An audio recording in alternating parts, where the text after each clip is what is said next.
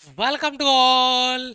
स्वागत है आप सभी का आरएस सर यूट्यूब चैनल पे। और हम आ चुके हैं एक जबरदस्त इम्पोर्टेंट वीडियो, क्योंकि अगर आप तैयारी कर रहे हैं एयरफोर्स के लिए तो सबसे अहम सवाल है कि जब आप उसका फॉर्म भरने जा रहे हैं तो उसमें कोई गलतियां ना हो, ताकि आपका एडमिट कार्ड आए और आप एग्जाम दें और आप अपना सिलेक्शन क्लियर करें। तो सिलेक्शन क्लियर करने के लिए सबसे इंपॉर्टेंट चीज है कि आपका फॉर्म सही भरा जाए। और लास्ट टाइम भी बहुत सारे बच्चों ने गलतियां करी थी, जिनका एडमिट कार्ड नहीं आया। एडमिट कार्ड आया तो फेज 2 में जब एडमिट कार्ड रिलीज हुआ उस दौरान उनको कंप्यूटर की जो डिग्री वाला कॉन्सेप्ट था वहां पे बच्चों ने गलतियां करी और उनका एडमिट कार्ड डाउनलोड नहीं हुआ। तो ऐसी कोई भी गलती नहीं हो, इसलिए ये वीडियो आपके लिए। अगर आप एयरफोर्स का फॉर्म भरने जा रहे हैं तो कम से कम 15 मिनट इस वीडियो में आपको जरूर अप्लाई करनी है। वीडियो मोनेटाइज नहीं है, लेकिन इस बात के लिए मैं आपको जोर दे रहा हूं, पूरी इंफॉर्मेशन स्टेप टू स्टेप हमने फॉर्म भर के स्टेप टू स्टेप अप्लाई किया है, ताकि कोई भी स्टेप आपका गलत नहीं हो। तो ये वीडियो आपके लिए बहुत अहम होने वाला है। फॉर्म भरने से पहले ये वीडियो आपको पूरा देखना है, क्योंकि एक गलती और आपका फॉर्म रिजेक्ट होगा। Step to step complete detail में आपको देने वाला हूं। लेकिन आप फॉर्म भरने जा रहे हैं मतलब आप तैयारी भी करेंगे एयरफोर्स की, और हमारी पूरी की पूरी डेडिकेटेड टीम एयरफोर्स, नेवी और आईसीजी के लिए डेडिकेटेड 15 मार्च से हमारा कोर्स स्टार्ट हो चुका है। बिल्कुल जीरो लेवल से बिल्कुल बेसिक लेवल से 60 डेज का आपका कंप्लीट कोर्स प्लान है। कंप्लीट कोर्स होगा तो आप जुड़ सकते हैं और अपनी तैयारी इस लेवल पे कर सकते हैं कि आपका सिलेक्शन श्योर हो और 100% आपके चांसेज हो कि आपका पेपर निकले। इसके लिए आपको पूरी की पूरी हमारी टीम से मिलके तैयारी करनी है। कोर्स ऑलरेडी हमारा स्टार्ट हो चुका है 15 मार्च से। कोर्स के बाद में बात करते हैं फॉर्म फिलअप पे। पहली स्टेप गूगल ओपन करेंगे और गूगल पे ओपन करने के बाद में गूगल में सर्च करेंगे CASB सर्च करने पे उस पर क्लिक करेंगे, सर्च करेंगे तो यहां पर आपको साइन इन का ऑप्शन आ रहा होगा। साइन इन पे जैसे ही आप क्लिक करेंगे उसके बाद में आपके पास ऐसा इंटरफेस खुलेगा। यहां पर दो ऑप्शन है। एक बच्चा वो जिसका ऑलरेडी रजिस्ट्रेशन है वो डायरेक्ट लॉगिन पे क्लिक करेगा, और जिस बच्चे का पहले से रजिस्ट्रेशन नहीं है वो क्लिक हियर टू रजिस्टर, वो रजिस्टर करने के लिए क्लिक करेगा। मैं आपको रजिस्ट्रेशन वाली स्टेप बताऊंगा, अदरवाइज बच्चा अपना जो ऑलरेडी रजिस्ट्रेशन है वो ईमेल आईडी, पासवर्ड और ये कैप्चा डालेगा और लॉगिन करके आगे बढ़ जाएगा। लेकिन मैं रजिस्ट्रेशन वाली स्टेप भी आपको बता रहा हूं। रजिस्ट्रेशन पे जैसे ही आप क्लिक करेंगे यहाँ पे, उसके बाद में ये स्टेप खुल के आएगी और यहाँ पर देखिए कैंडिडेट नेम जो 10th की मार्कशीट में है वो नाम फिल करो। एक ईमेल आईडी आपके पास होना चाहिए और यहाँ पर आपका मोबाइल नंबर आपके पास होना चाहिए। जनरेट ओटीपी पे आप क्लिक करेंगे। जैसे ही आप ओटीपी पे जनरेट पे क्लिक करेंगे उसके बाद में आपको ओटीपी ईमेल आईडी पे मिलेगा और आपका ओटीपी मोबाइल नंबर पे आपको मिलेगा, और वो ओटीपी यहाँ पर आपको डालना है, कैप्चा यहाँ पे डालना है और रजिस्टर पे क्लिक करना है। जब आप जनरेट ओटीपी पे क्लिक करेंगे तो यहाँ पर ऐसा इंटरफेस खुल के आएगा। जब आप ओके करेंगे उसके बाद में आपके पास यहाँ पे जो डिटेल थी मैंने उसको हाइड कर दिया।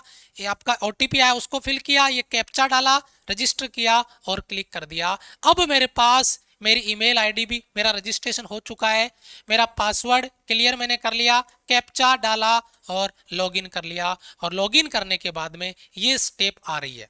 लेकिन यहाँ पे जो ओटीपी आया था आपके पास उसको अब चेंज करने के लिए बोल रहा है कि भाई उसको बदलना पड़ेगा। तो आपको एक नया पासवर्ड क्रिएट करना है, खुद से बनाना है। उस पासवर्ड को फिर से यहीं पे डालना है, कंफर्म करना है, फिर ये कैप्चा यहाँ पे डालना है और आपका रीसेट पासवर्ड करना पड़ेगा हर बच्चे को। लेकिन पासवर्ड कैसे बनाया जाए? 8 से 16 करेक्टर का होना चाहिए।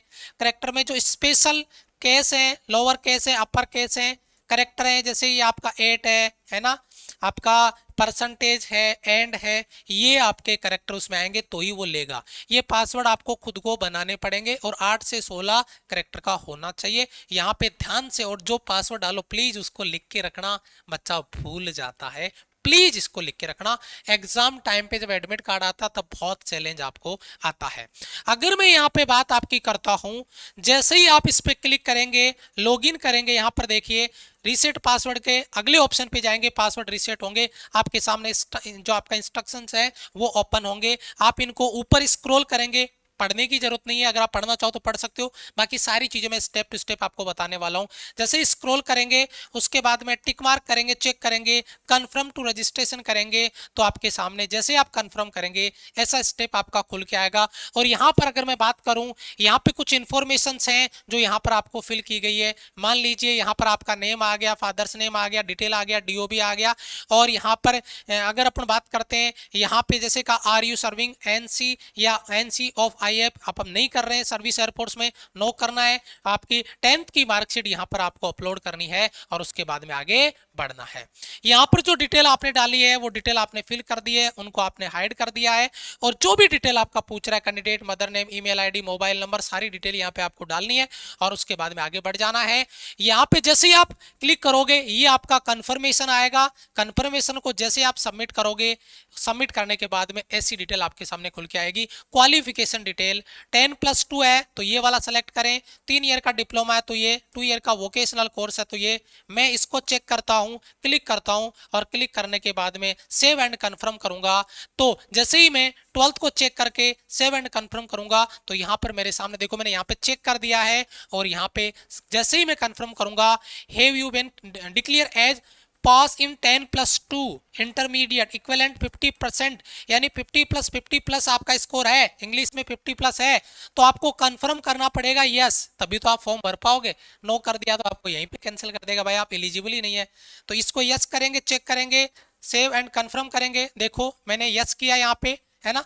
और जैसे ही मैंने कंफर्म किया मेरे पास एक स्लाइड और खुल गया उसके नीचे, और उसमें देखो आपको किसमें फिजिक्स मैथ्स और सब्जेक्ट है, यस। अगर फिजिक्स मैथ है आपका तो यस करें, अगर फिजिक्स मैथ्स नहीं है तो नो करें। उसके बाद में 10+2 में आपका सब्जेक्ट स्ट्रीम क्या है, आर्ट है तो आर्ट करें, साइंस है तो साइंस करें, कॉमर्स है तो कॉमर्स करें। फिर बाद में सेलेक्ट ग्रुप में, सेलेक्ट ग्रुप में आपको क्लिक करना होगा। जैसे ही आप सेलेक्ट ग्रुप पे क्लिक करेंगे देखो आपके सामने ऐसा इंटरफेस खुलेगा। ये चीजें कर ली आपने, आपके फिजिक्स मैथ्स है या साइंस है, यस। उसके बाद में ऑप्शन आ रहा था आपका कौन सा ग्रुप सेलेक्ट करें, science, other than science, both. मैं जो फॉर्म फिल कर रहा हूं वो बोथ का कर रहा हूं तो मैं तीसरा ऑप्शन सेलेक्ट करूंगा और उसको सबमिट करूंगा। तीसरा ऑप्शन जैसे ही मैं चेक करूंगा उसके बाद में जैसे ही मैंने तीसरा ऑप्शन सेलेक्ट किया, यहाँ पे देखो both science and other than science. उसके बाद में सेलेक्ट बोर्ड, तो बोर्ड मैंने सेलेक्ट कर दिया। देखो board of secondary education of Rajasthan, आपके कितने परसेंटेज है, 60% है। और जैसे ही 60% मैंने डाला, मुझे 12th की मार्कशीट को यहाँ पर अपलोड करना है, उसका स्कैन कॉपी अपलोड करना है। स्कैन कॉपी जैसे अपलोड करूंगा उसके बाद में परसेंटेज को चेक करूंगा। परसेंटेज को देखो मार्कशीट वाला परसेंटेज को चेक किया मैंने, परसेंटेज को चेक करने के बाद में जैसे ही आगे बढ़ूंगा परसेंटेज पे क्लिक करते ही, जैसे ही परसेंटेज पे मैं क्लिक करूंगा उसके बाद में देखो यहाँ पे परसेंटेज को मैंने चेक किया, आगे का स्लाइड है। और उसके बाद में जो सब्जेक्ट वाइज आपके मार्क्स है वो मांग लिए, इंग्लिश में कितना है, मैथ्स में कितना, फिजिक्स में कितना, बायोलॉजी अगर है एडिशनल में तो डालो, नहीं है तो ऑप्टेंट कितना है, टोटल मार्क कितना है, सब्जेक्ट वाइज आपका कितना स्कोर आ रहा है। और उसके बाद में ये चीज बहुत इंपॉर्टेंट है, लास्ट टाइम बच्चों ने गलती कर दी थी, do you have computer knowledge, बच्चों ने कहा यस। अरे आपको कंप्यूटर चलाना आता है ये नहीं पूछ रहा है, वो कह रहा है आपके पास, if select yes then bring and upload the, यहाँ पे fill original certificate, original relevant documents और एप्लीकेबल, आपके पास उसका सर्टिफिकेट होना चाहिए। और पिछली बार बच्चों ने ये गलती करी, बच्चों का एडमिट कार्ड ही डाउनलोड नहीं हुआ। तो अगर आपके पास डिप्लोमा है कंप्यूटर का, उसका डिप्लोमा आपके पास है तब आप यस करें, अदरवाइज आप नो करें। जैसे ही आप यस करेंगे कंप्यूटर नॉलेज टाइप पूछेगा, कंप्यूटर बेसिक, आपके पास बेसिक कोर्स है कंप्यूटर का जिसका डिग्री आपके पास है वो, या आपका इंटरमीडिएट है या एडवांस लेवल का है, जो भी है हमारे पास बेसिक है तो बेसिक को सिलेक्ट किया और फिर हम आगे चले गए। जैसे ही हम आगे जाएंगे उसके बाद में जैसे हमने क्लिक किया बेसिक वाला आपका फिल कर दिया, देखो बेसिक। और यहाँ पे इसने पूछा है do you have any additional marksheet for particular subject, additional marksheet जैसे मान लो बायोलॉजी की है, अगर है तो यस करो, नहीं है तो आप नो करो। एडिशनल अगर मार्कशीट है तो, नहीं है तो नो करो। उसके बाद में मैंने यहाँ पे देखो क्या किया है, नो कर दिया। यहाँ पे ये अगली स्लाइड है। नो करने के बाद में यहाँ पे देखिए आपके पास अगर आप ऑलरेडी तैयारी कर रहे हैं, आप यहाँ पे क्या कर रहे हैं, आपने जो ग्रेजुएशन है आपका यहाँ पे देखिए इसने किया है, ओरिजिनल सर्टिफिकेट, रिलेवेंट डॉक्यूमेंट्स, उसके लिए टेस्टिंग के लिए हायर एजुकेशन आप क्या कर रहे हैं, आप ऑलरेडी अभी ग्रेजुएशन कर रहे हैं तो पहला ऑप्शन क्लिक करें, कंप्लीट हो गया। दूसरा डिसकंटिन्यू छोड़ दिया बीच में तो डिसकंटिन्यू करें, और आपने अप्लाई नहीं किया ग्रेजुएशन के लिए तो डी ऑप्शन जो लास्ट वाला है उसको अप्लाई करें। उसके बाद में जैसे ही क्लिक करने के बाद सेव एंड कंटिन्यू करेंगे।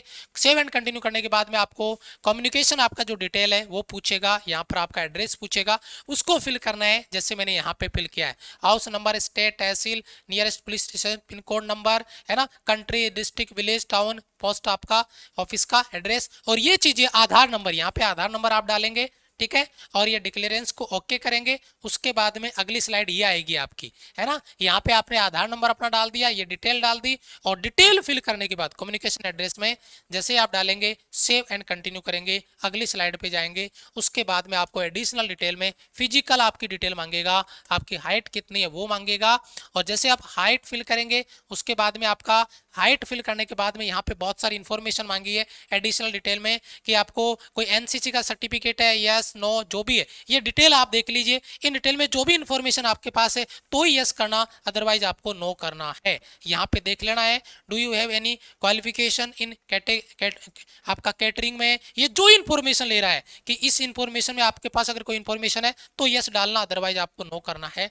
उसके बाद में जैसे मैंने यहाँ पे देखो, मैंने यहाँ पे एनसीसी के लिए क्या कर दिया, नो, पहला चेक मार्क मेरा यहाँ पे मैंने यहाँ पे देखो कैंडिडेट हाइट 170, वेस्ट साइज 30 मैंने भर दिया यहाँ पे, ठीक है, और चेस्ट ये आपका है, चेस्ट कितना है 80 सेंटीमीटर, सेंटीमीटर में आपको चेस्ट भरना है, ये बड़ी गलती मत कर देना, पिछली बार बच्चों ने करी थी।